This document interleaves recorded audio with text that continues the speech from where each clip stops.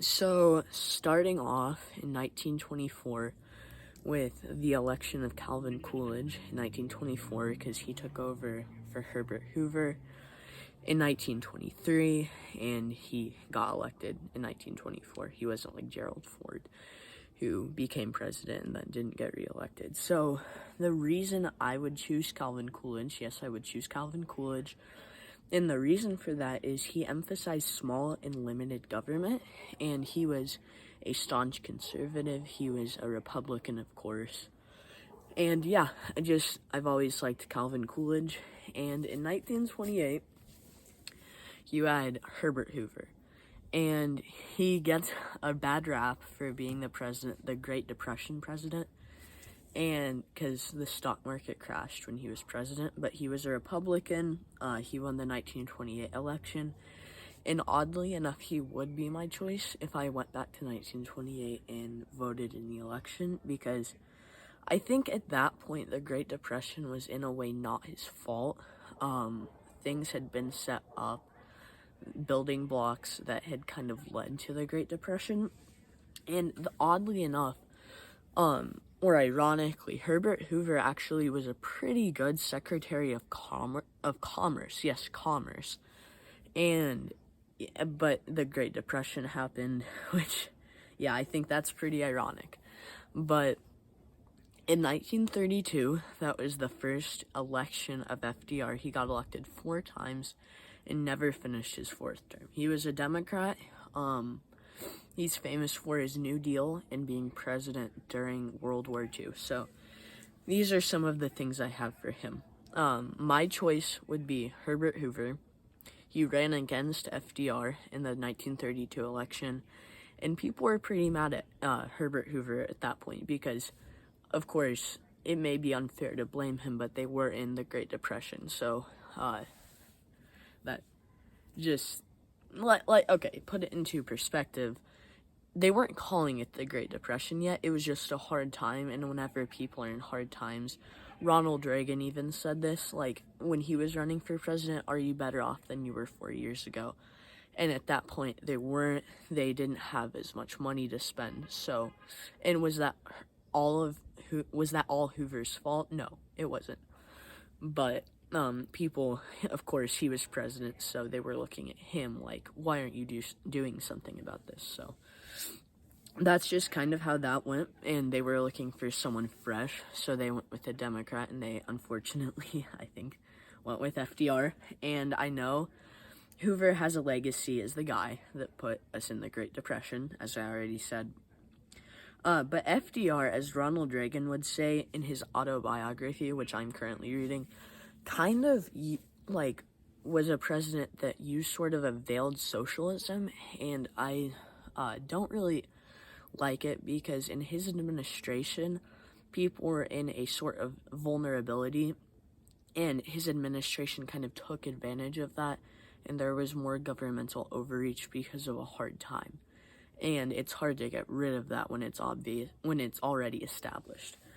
So in 1936, for all of these elections, I'm just gonna kind of skim through it.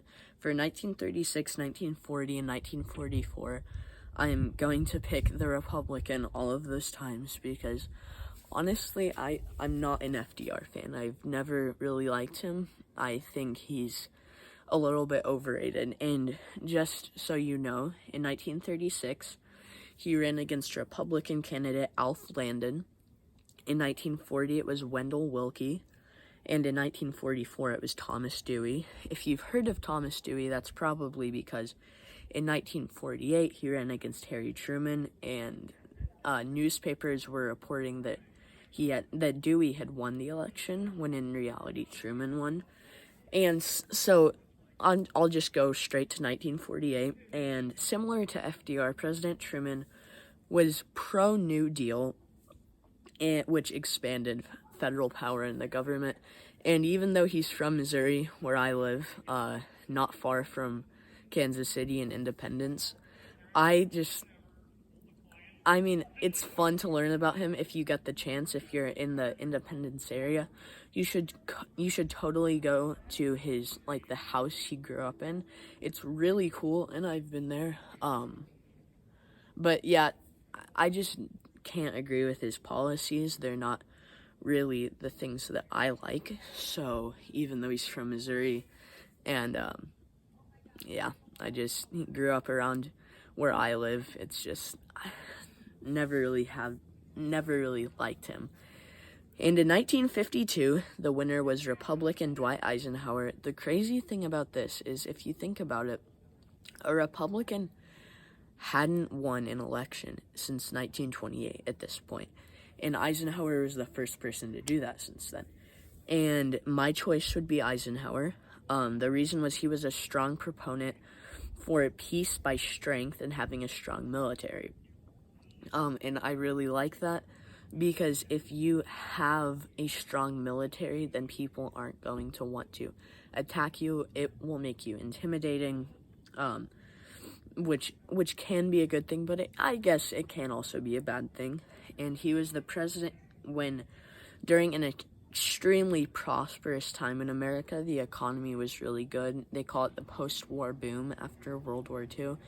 And I think that's a really fair explanation for it. It was just, yeah, like I said, very prosperous. So he also ran in 1956, and of course, I would support him in that election too. Funny thing is, so Missouri, of course, borders Kansas, and he's the only president from Kansas. So sometime soon, I'm probably gonna go to, like, where he lived in Kansas, because that would be really cool, in his presidential library. So I can't wait to do that. In 1960, a Democrat won, a very young, charismatic Democrat. John F. Kennedy won, who unfortunately is famous for his assassination. He was assassinated in Dallas in 1963, during a ride to a brunch or lunch with some other people he was meeting up with in Dallas. And so I don't, if you couldn't tell the theme, I don't normally go with a Democrat. That's just not really what I do. I'm just being honest. But JFK was very pro Second Amendment. He backed Second Amendment rights, and he was very pro life, which today most Democrats, most Democrats are pro-choice, and that's just something I can't get behind. Being a Christian, I just feel convicted against that. In 1964, so after 1963, when President Kennedy unfortunately got assassinated, his vice president, Lyndon Johnson, took over. And I'm not a very big fan of Lyndon Johnson, because I also think he was kind of like, so if you want to look at it this way, FDR kind of was a little bit like Woodrow Wilson, and then LBJ was a little bit like FDR. And he expanded federal government, and I just, of course, if you couldn't tell, I'm not a big fan of that. And yeah, I don't really like FDR, and he wasn't very popular with his foreign policy, because he got us involved in the Vietnam War, which President Kennedy didn't want to get into. And honestly, some people even believe that it was President Johnson that was calling the shots behind President Kennedy in getting assassinated in Dallas because of the war. There are a lot of theories surrounding the assassination, and it's really up to you which one you want to believe. But he didn't go for re-election, and because he had only served one term, and the rule is, since FDR, so you can't serve more than 2.5 terms. So if you're president for 2 or more years and then get elected, like, after another president, you can't get elected to another term and then another term. You can only serve one more term. But Johnson was president for less than half of Kennedy, or what would have been Kennedy's first term, so he was able to finish that, go to another term, and then potentially go to another term, but he probably wouldn't have won. He was going against Bobby Kennedy, who would unfortunately also be assassinated that year. And that was a very sad time in America. There were a lot of riots. So in 1968, it was Richard Nixon. He ran for president the first time. Actually, no, the second time, because he ran in 1960 against JFK, and that was a very close race. He won, and it was honestly mostly because JFK was very charismatic, and during the debate, he looked kind of old and slightly sick, actually, because he had been dealing with a little bit of illness leading up to that, leading up to the debate, and yeah, that just is never a recipe for success. So the reason he ran was actually because he was Eisenhower's vice president from 1952 to 1960, excuse me. And then in 1968, he decided to seek the presidency again. And honestly, his whole presidency was kind of defined by the Watergate scandal, which is a huge deal. That was not a good situation, but his first term was actually pretty solid. He visited China, which at that time had not been visited in a long time. Things were going a little bit better during the Johnson administration. Sorry, it's cold out here, so I don't know why it's affecting my speech, but so he took over, and he was very popular with conservatives. More popular than Johnson, because he believed in state government having more power than they had recently than the federal government, and less power of the federal government. And then so I would choose him personally. His first term was actually pretty good. And then in 1972, he actually won easily. It was a landslide. He won I think it was 48 or 49 states, and I may be wrong on that, but that just shows you how much of a landslide it was. And he was running against George McGovern, who was a very staunch liberal, and of course, wow, it's starting to rain. This is kind of weird. Sorry if that distracts you, but George McGovern was running against Nixon, and McGovern wasn't as well known as Nixon. And honestly, if those were my choices, I'd resign like Nixon. Yeah, that's not a super funny joke for some people, but honestly, that I don't like my choices there. Nixon was a very popular president, like I mentioned, and of course easily won this election. However, it was his paranoia that was what cost him his reputation. I would honestly vote for most other people than George McGovern because he was that liberal, but Nixon still makes it hard because of his egregious second term. I mean, first his vice president had to resign, and then and then he had to resign because of his scandal. And really, the scandal, it didn't have to happen because he won easily, but he was still very paranoid. And then in 1976, the election was between Gerald Ford, who I'll get to in a second, but the winner was Democrat Jimmy Carter. And Gerald Ford is someone who was never elected vice president. He was never elected president, but he was still in that role because Vice President Spiro Agnew had a scandal of his own. It was not related to Watergate, but he had been forced to resign prior to 1974, and then Nixon had to resign with the Watergate scandal, and that was a whole thing. So people were kind of looking for a breath of fresh air. Jimmy Carter was a former peanut farmer from Georgia who recently passed away, so that was a really big deal. But I'm not really a fan of Carter's somewhat weak foreign policy. He did give away the Panama Canal, and during the Iran hostage crisis, he didn't really handle that as well as I would have liked him to. And then just to show the power that Reagan had, they were kind of scared of him, and they immediately let them go after Reagan got elected, which, I mean, as a president, that makes you feel good, and that makes the people feel like, they're scared of him, and they're, they're not just gonna think he's a pushover. And in 1980, in that election, I would choose Gerald Ford, because I didn't like Carter much. Ford didn't really have a whole lot of time to do much stuff, and I think if he had more time, he would have done a pretty good job. And then in 1980, the winner of that election was Ronald Reagan, a Republican, a former actor. Yes, actor. There's a great movie about him if you haven't seen that, and he's my favorite president of all time. I feel like he's the American everybody wants to be. I mean, he was a movie star.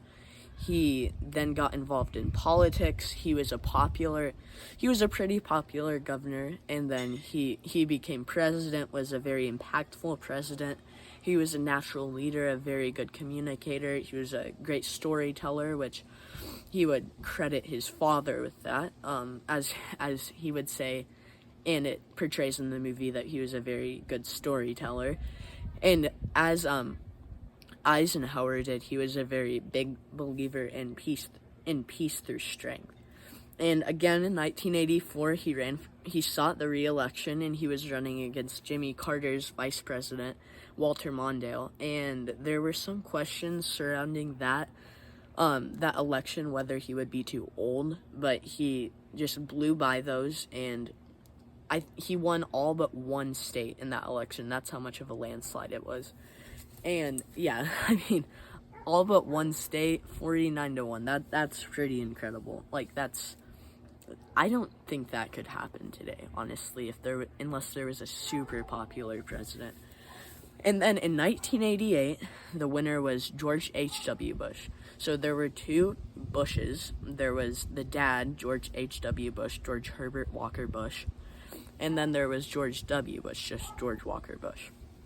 And George H.W. Bush was Reagan's vice president. And he ran in 1988, and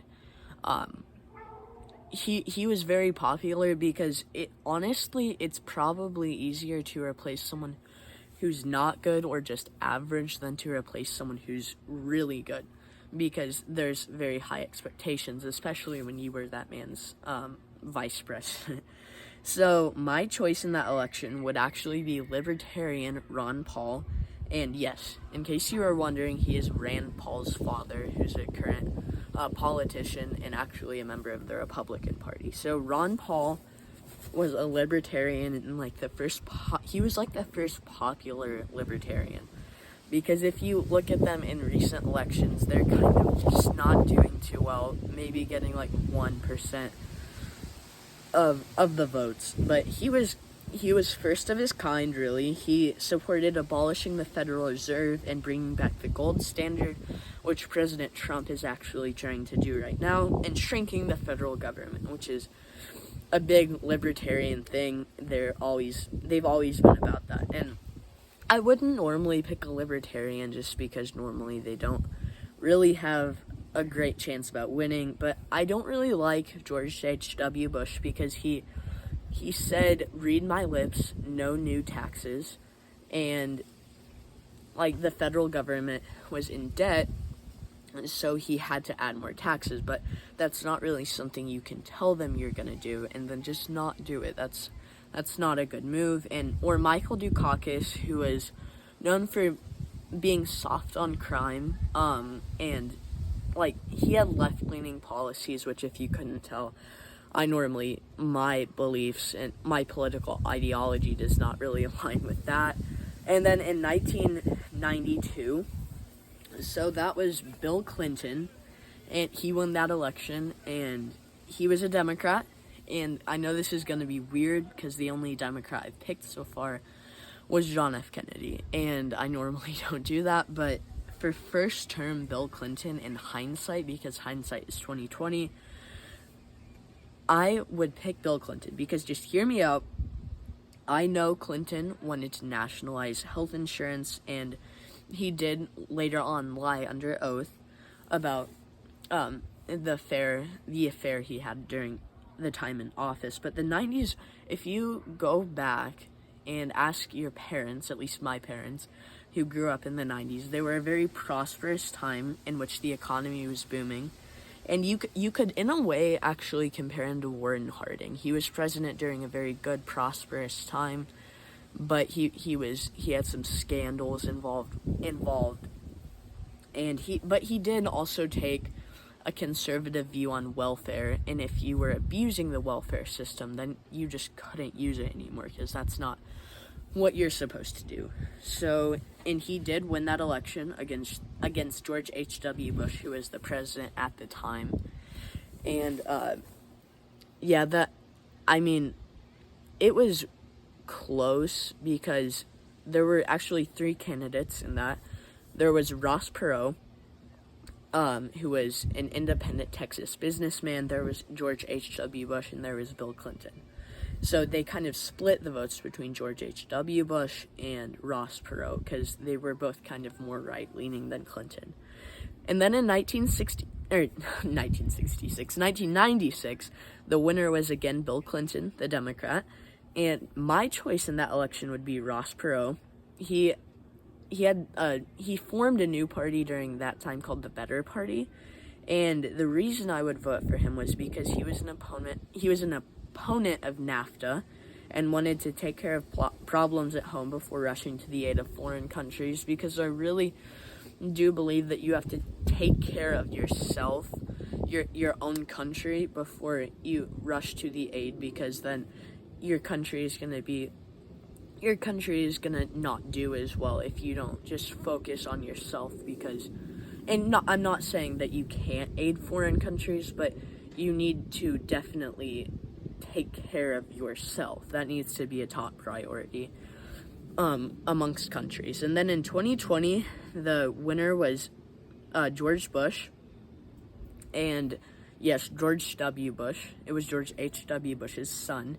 He's a Republican, and my choice, I don't like the choices in this election, but I would choose George W. Bush, and honestly, I hate these choices. Like, I don't know if I would vote.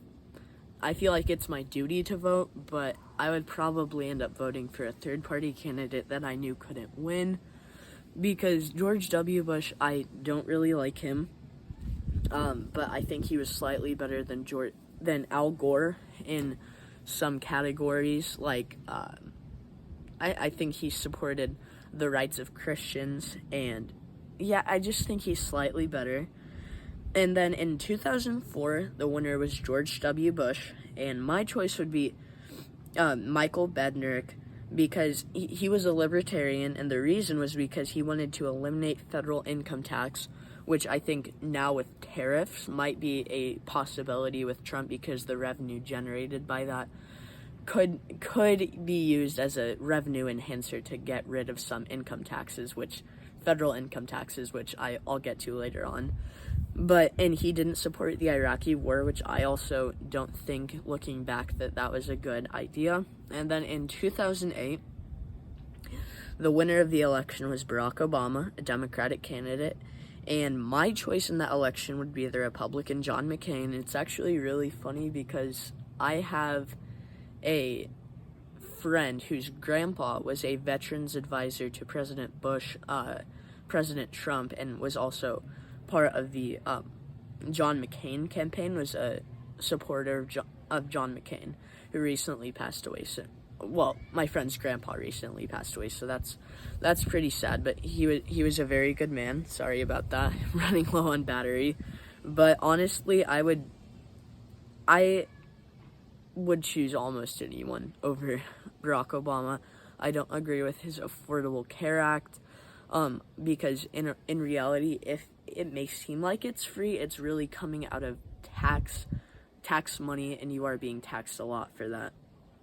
And in 2012, sorry, I know it's getting a little dark, so I turned the light on. The Democratic candidate, Barack Obama, won the election again.